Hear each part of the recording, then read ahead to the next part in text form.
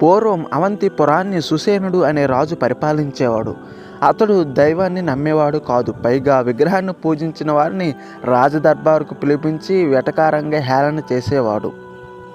అయితే ఒకనాడు ఆ రాజ్యంలోని గురుకులంలో గురువు తన శిష్యులకు దైవం గురించి చెబుతుండగా అది విన్న భటులు రాజుకు ఈ విషయం చెప్పారు. అయితే సుసేనుడు ఆ గురువుని రాజదర్బారుకు తీసుకురండి అని ఆజ్ఞాపించాడు.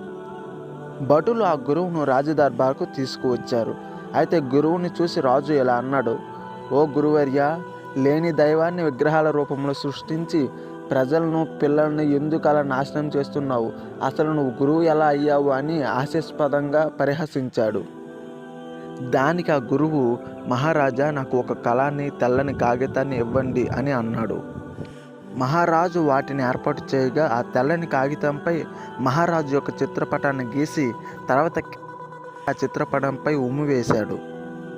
అది చూసిన మహారాజుకి విపరీతమైన కోపం వచ్చింది. నాపైనే ఉమ్మి వేస్తావా అని వరలోని కత్తిని తీసుకుని గురువుపై దాడి చేయబోయాడు. అప్పుడు గురువు మహారాజును వారించి చిన్న మందహాసంతో, మహారాజా, ఇది ప్రాణం లేని ఒక చిత్రపటం మాత్రమే. మీరు ఇది కాదు. అయినప్పటికీ మీకు ఎందుకు అంత కోపం వచ్చింది అని అడుగుతాడు. దానికి మహారాజు ఇలా అన్నాడు: ఎందుకు కోపం రాదు? మీరు ఆ చిత్రపటం గీసి నాకు చూపించినప్పుడు అది నేనే అని నాకు అనిపించింది.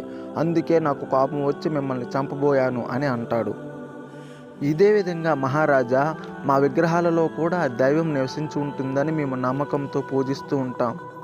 మీ చిత్రపటంపై ఉమ్మివేయగా మీకు ఎలా కోపం వచ్చిందో మా విగ్రహారాధనను మీరు వికరించినప్పుడు కూడా మాకు అంతే కోపం వస్తూ ఉంటుంది. ఎవరి నమ్మకాలు వారివి, ఎవరి సాంప్రదాయాలు వారివి. ఎవరైతే పరస్పరం సాంప్రదాయాలను నమ్మకాలను గౌరవించుకుంటారో ఈ ప్రపంచం అలాంటప్పుడు శాంతివంతం అవుతుంది. ఎప్పుడైతే ప్రపంచం శాంతివంతం అవుతుందో అప్పుడే అభివృద్ధి అనేది దూసుకు వెళుతుంది మహారాజా అని అంటాడు. అప్పుడు సుసేన మహారాజుకి జ్ఞానోదయమైంది. ప్రతి ఒక్కరి నమ్మకాన్ని, సాంప్రదాయాన్ని గౌరవించాలి అని భావించాడు. అప్పటి నుంచి ప్రతి ఒక్కరితో గౌరవంగా మెలుగుతూ అభివృద్ధి పదంలో దేశాన్ని తీసుకువెళ్ళాడు. జై శ్రీరామ్.